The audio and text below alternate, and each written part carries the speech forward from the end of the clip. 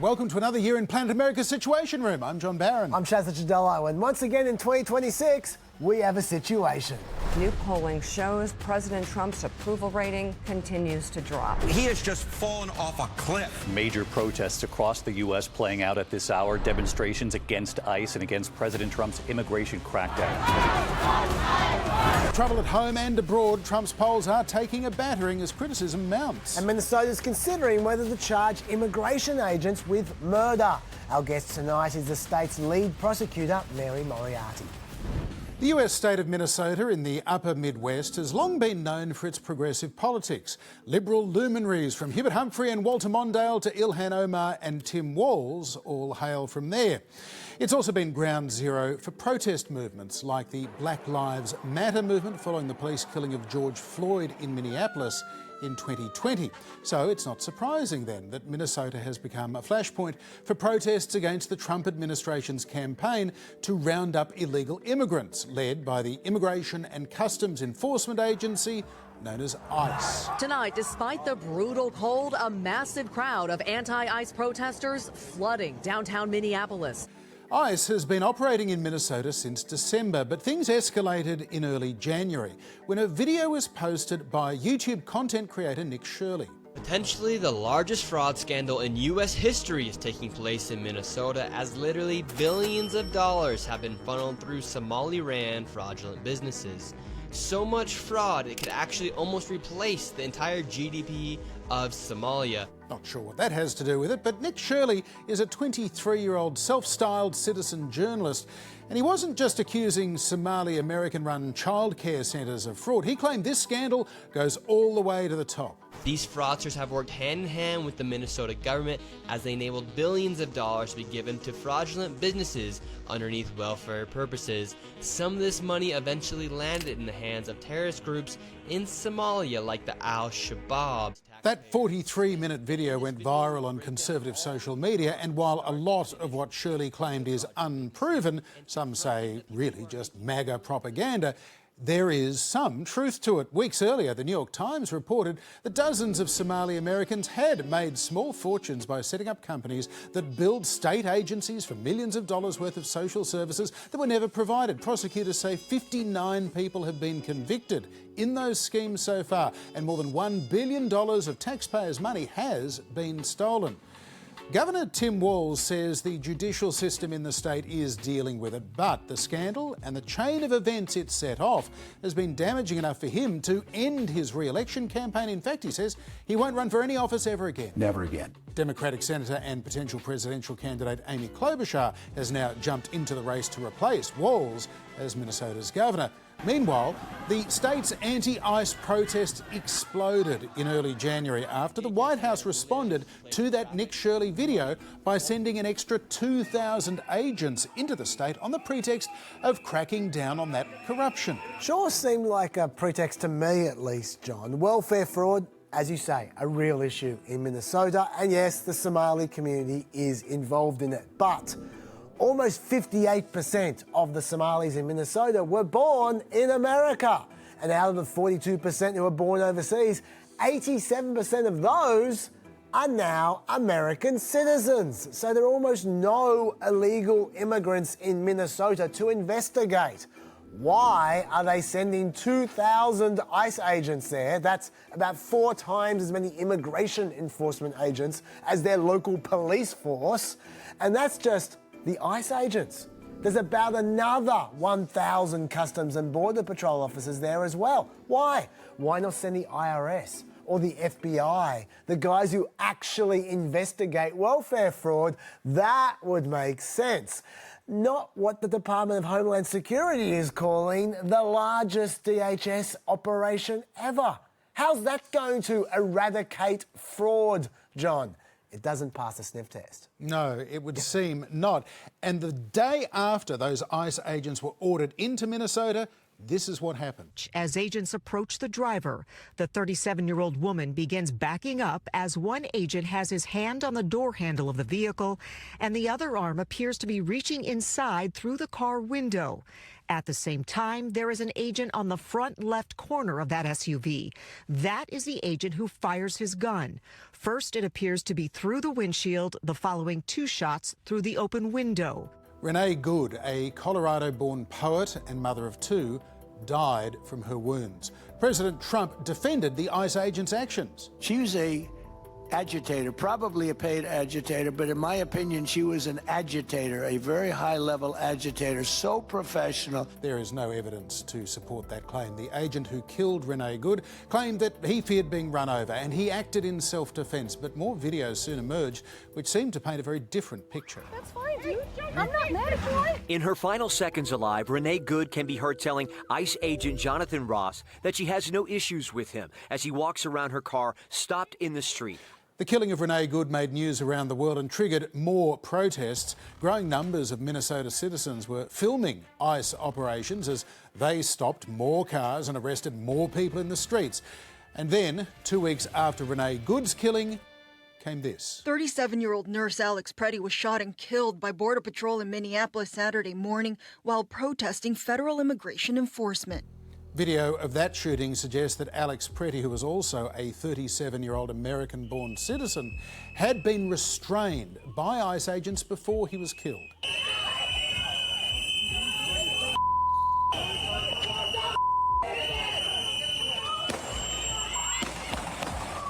Pretti himself was legally carrying a licensed gun. Agents, though, claimed self-defence. Again, the White House and Homeland Security Chief Kristi Noem backed them up. The officers attempted to disarm this individual, but the armed suspect reacted violently. He was legally armed, and Noem went further, describing Pretti as a domestic terrorist. This individual showed up to a law enforcement operation with a weapon and dozens of rounds of ammunition. He wasn't there to peacefully protest. He was there to perpetuate violence. Customs and Border Patrol Chief at the time, Greg Bovino, took it even further. This looks like a situation where an individual wanted to do maximum damage and massacre law enforcement. Maximum damage. Although Bovino did make it clear that if you thought he was blaming the guy who got shot, well, yes, he was. With respect, it feels as though in some ways you're blaming the victim here. The victims are the Border Patrol agents. I'm not blaming the Border Patrol agents. The victim are the Border Patrol agents. And of course, no one ever takes it quite as far as Stephen Miller does. He dubbed Alex Pretti an assassin who tried to murder federal agents. John. But once again, witness videos told a rather different story. Pretti was holding his mobile phone, not his gun, in the seconds before he was killed. Attempting to come to the aid of a woman pushed to the ground by federal agents. An agent pepper sprays him before Pretti is brought to the ground. Some of the video shows an agent appearing to reach into the skirmish and remove a gun that looked like Pretti's. Then, Pretti is shot. It was about that point that even some Republicans expressed concerns about the heavy-handed operation in Minnesota and Kristi Noem's leadership in particular. She has taken this administration into the ground on an issue that we should own.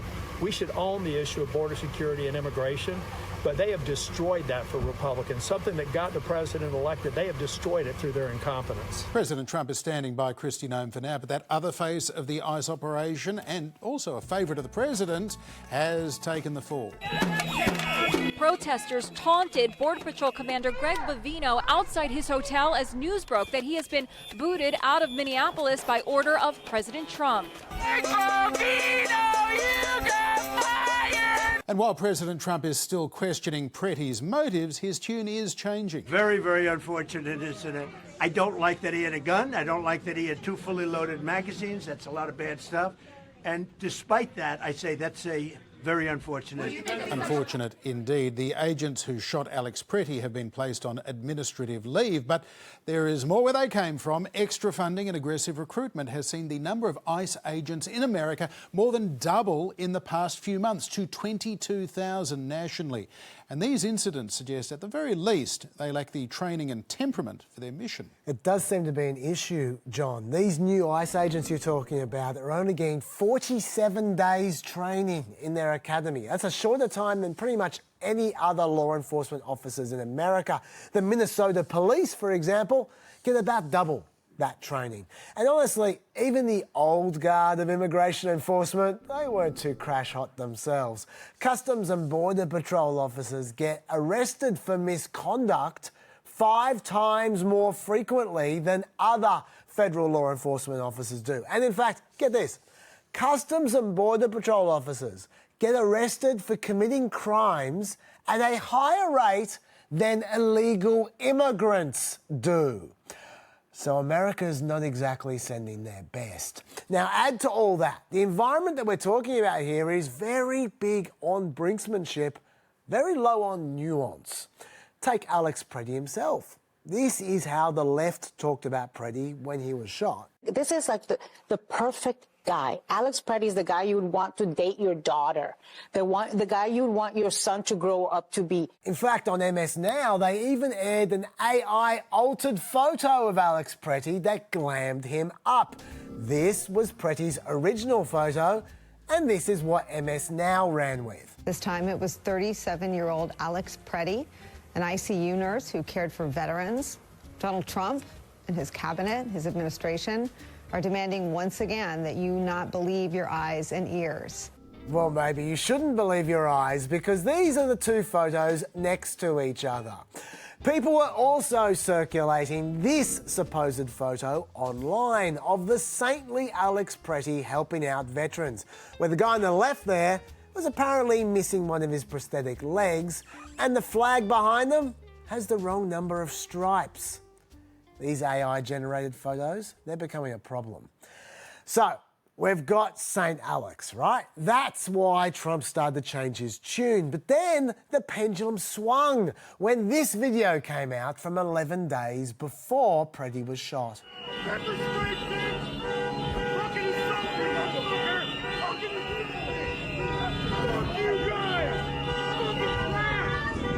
We saw observers shouting at the agents as they walked back to their vehicles. When they started driving away, the man kicked their taillight. An agent then got out of the vehicle, grabbed him, and pushed him to the ground. We're not 100% sure that is Alex Pretti, by the way, but Pretti's family and lawyers confirm that it is. Either way, it prompted Trump to change his tune again, writing that agitator and perhaps insurrectionist Alex Pretti's stock has gone way down. And conservative pundits like Benny Johnson, of course, went much further. This video proves that Alex Pretti was not an innocent bystander or legal observer. He was a violent agitator and psychopath, hell-bent on attacking federal law enforcement. Another left-wing hoax destroyed. You get the idea. Of course, none of this is relevant to whether an unarmed man was murdered or not. To get to the bottom of that, you need a real investigation. Sadly, until recently, it wasn't the FBI investigating Pretti's death. It was, in fact, the Department of Homeland Security investigating themselves.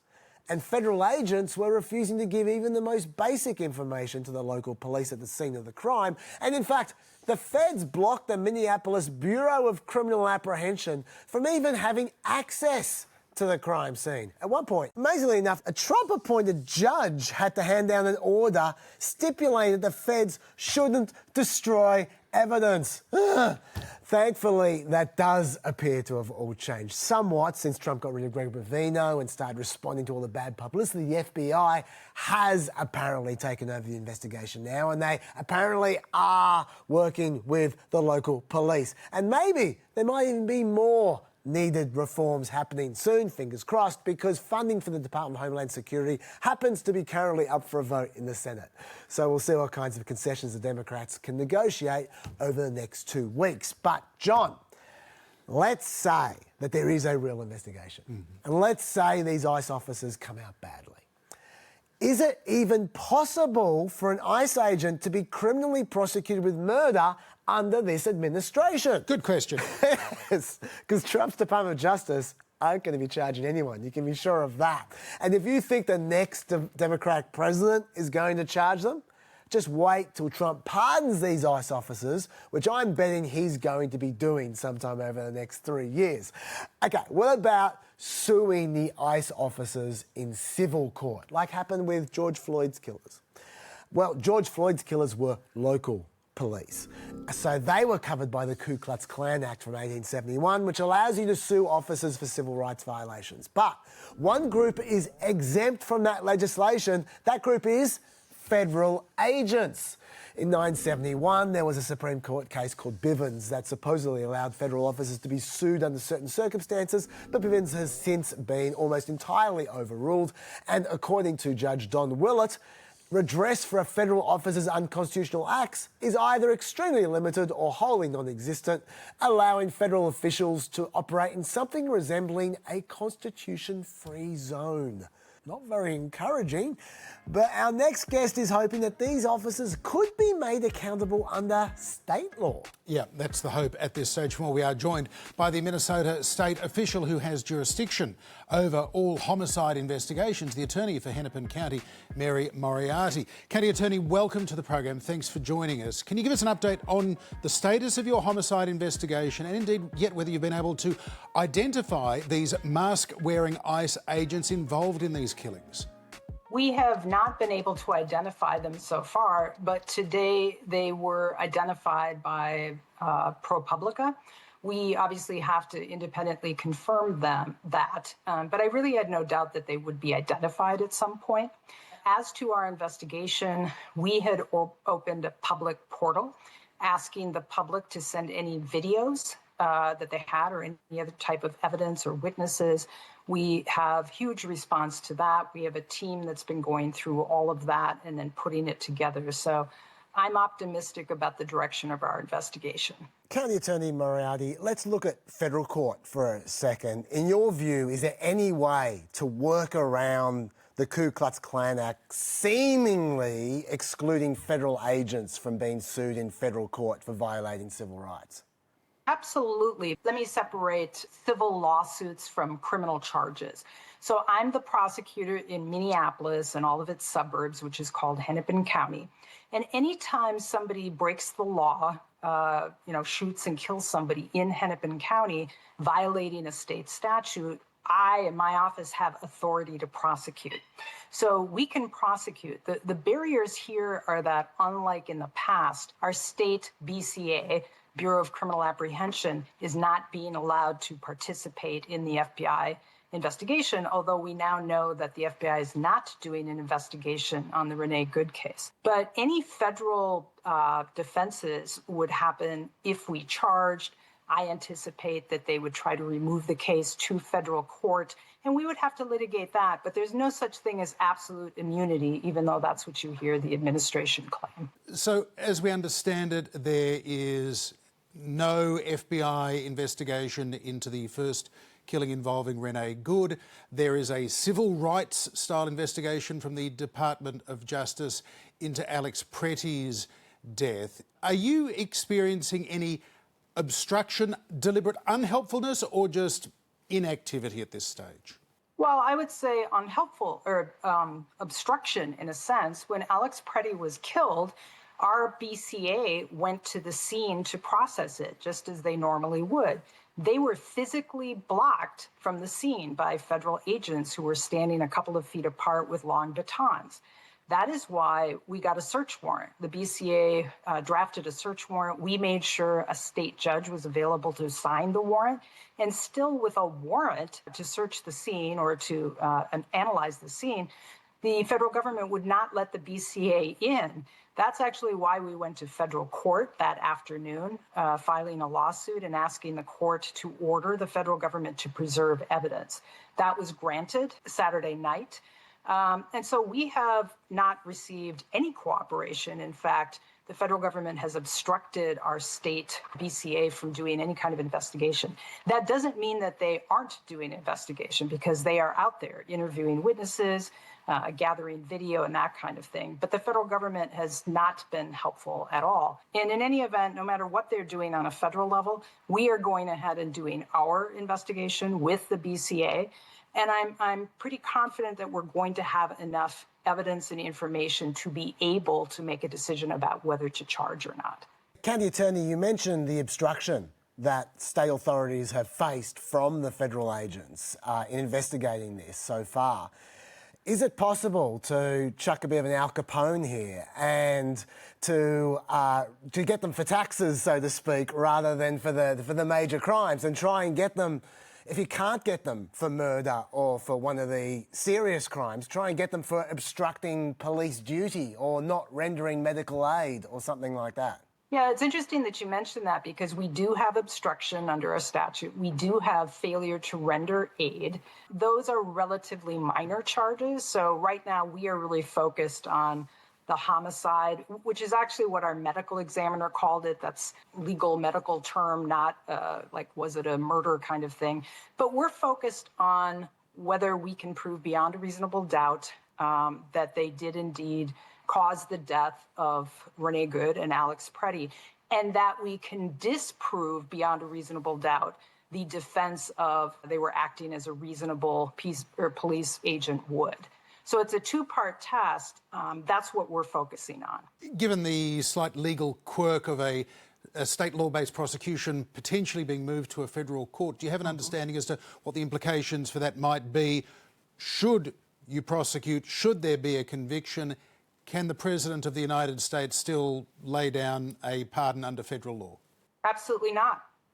This prosecution would be under state law, even though it's in federal court. And finally, from me, County Attorney, you mentioned that at the moment you're just trying to gather as much evidence as you can in order to have a proper investigation and see what you've got. Do you have a sense, even after all the obstruction you faced, that there is enough evidence out there available for you to have some idea of whether you can mount a strong case? I am confident that we will get enough evidence to make a decision in this case. I can't say what it is at this point. We're trying to be as objective as possible and work through all the legal issues. But I am confident that in the Pretti and Good case, we will have enough information to be able to make a decision, which is, do we feel there's enough evidence to bring charges or not? And then we will make that announcement and we will be very public and transparent about that. And that's what people deserve. I mean, the only way people trust in their government is if they understand what the investigation showed and what the decision is and why that decision is made. So transparency is really critical. We're not seeing that in the federal government, so that is something that we are seeking to provide in state court. County Attorney Moriarty, thanks for taking the time to talk to us. Of course. Thank you for inviting me to be here. It's been a whirlwind start to the year in America's international affairs as well. First, there was the unprecedented military operation to snatch Venezuelan President Nicolas Maduro. We're going to run the country until such time as we can do a safe, proper, and judicious transition. That transition may be to the opposition figure Maria Corina Machado, who, in an impressive attempt at sucking up, gave Trump her Nobel Peace Prize medal. Because he deserves it. And it was a very emotional moment. So emotional. The Nobel Committee made it clear that while Machado gifted her medal, Trump still hasn't won the award. It didn't help Machado anyway, John. Trump says she doesn't have the support to be Prime Minister. I think it would be very tough for her to be the leader. She doesn't have the support within, or the respect within the country. She's a very nice woman, but she doesn't have the respect. Although I suspect Trump doesn't really care as long as he gets what he wants. As he told the New York Times, we're going to be using oil and we're going to be taking oil. Not a lot of room for negotiation there, John. No, she might want that medal back. Meanwhile, Trump's fixation continues with Greenland, or as he likes to call it, Iceland. Trump refused to rule out an invasion to take the Danish territory by force, writing a rather petulant-sounding text to the Norwegian Prime Minister. Considering your country decided not to give me the Nobel Peace Prize for having stopped 8 wars plus, I no longer feel an obligation to think purely of peace. The world is not secure unless we have complete and total control of Greenland. Thank you, President DJT. Which, to be clear, makes no sense. Greenland is already under the NATO security umbrella, which means if they were attacked, they are supposed to be defended by America. And America already has all the military access at once there through agreements with Denmark. So America owning Greenland would theoretically make zero difference to security, unless, of course, Trump wants to end NATO. Well, for a few anxious days, NATO members were fearing that could be the case. The idea of the destruction of the post-World War II alliance, with America turned from protector to predator, even as Trump kept calling it Iceland. A stock market panic and a full-court diplomatic press during Trump's visit to the World Economic Forum in Davos, Switzerland, saw Trump back down to the extent that he's now saying that while he still wants it, there will be no American invasion to take Greenland or even Iceland. Look, I should explain all that. Not the Iceland stuff. You'll need a doctor to explain that. I mean the stock market panic stuff. Back in 2013, Europe created what they call an anti-coercion instrument. It allows the EU Council to suspend government purchases of public securities from countries who are trying to push Europe around. And importantly, it can't be vetoed by single countries like, say, Hungary, a notorious Trump ally. And while European governments don't own massive amounts of US securities, when you add their public and private investors together, that accounts for 48% of foreign-owned US stocks, 57% of foreign-owned corporate debt, and 32% of foreign-owned Treasury and agency securities. So, if a critical mass of them start selling, American stock and bond markets could well begin to melt down. Now, France threatened to do just that, and that was when the stock market responded.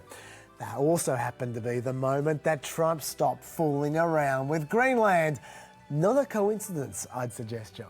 No, I'd suggest you're right, but Trump still did manage to offend his NATO allies on the way out the door. You know, they'll say they sent some troops to Afghanistan or this or that, and they did. They stayed a little off the front lines. Not as far back from the front lines as Trump did himself, of course. He famously dodged the draft in Vietnam 5 times. Meanwhile, the US backed renewed demonstrations against the regime in Iran. Thousands were killed in the crackdown that followed. Protests were quelled, but with the US Navy now massing in the region, another American military strike may be on the way. And after all of that, it seems the controversies are taking a toll on Trump's presidential approval rating, hitting a new second-term low of just 37% approval. That, according to Pew Research this week, Chaz. And that Pew job approval was 47% a year ago, John, so that's down 10% in a year. And by the way, Trump's previous strength, immigration, is fast becoming a polling weakness. So watch out for that. Yeah, indeed. Now, last week marked 40 years since the explosion of the Space Shuttle Challenger, the deadliest accident in NASA's history to that time. The tragedy also saw an American president rise to the moment and unite a nation in grief in a way that is perhaps hard to imagine today. Liftoff of the 25th Space Shuttle mission, and it is cleared the tower. It's January 28th, 1986. We have a report from the flight dynamics officer that the vehicle has exploded. Flight director confirms that. We are looking at checking with the recovery forces to see what can be done at this point. The 6 NASA crew members and 1 passenger, schoolteacher Krista McAuliffe, were killed instantly in the worst disaster to hit the US space program to that time. President Reagan had suggested sending a schoolteacher into space during his 1984 re-election campaign, and he knew that children across the world had been watching. He wrote in his diary, "There's no way to describe our shock and horror." For the first time in history, Ronald Reagan cancelled that night's State of the Union address. Instead, he delivered one of the great speeches of his or any presidency. Today is a day for mourning and remembering. In a speech lasting just 4 minutes and 16 seconds, Reagan, with the help of speechwriter Peggy Noonan, wove the loss of the Challenger into the history of space exploration. 19 years ago, almost to the day, we lost 3 astronauts in a terrible accident on the ground. But we've never lost an astronaut in flight. We've never had a tragedy like this. Reagan also had a message for the school children who'd been watching. The future doesn't belong to the faint-hearted. It belongs to the brave. The Challenger crew was pulling us into the future, and we'll continue to follow them. Ronald Reagan, the movie actor turned politician, concluded with the first and last lines of the poem High Flight, which was written by a Spitfire pilot named John McGee just 3 months before his death in World War II. We will never forget them, nor the last time we saw them this morning, as they prepared for their journey and waved goodbye and slipped the surly bonds of earth to touch the face of God.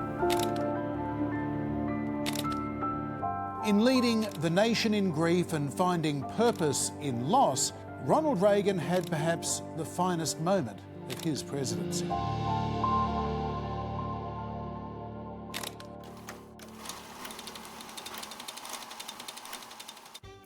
Now, you may have noticed the highly anticipated documentary Melania was released in theatres across the world last week. Melania Trump is struggling to fill theaters. Amazon reportedly spent $75 million to buy and then promote a movie that's not exactly smashing it at the box office. Points here in Australia, they only pre-sold 1 ticket. It wasn't to me.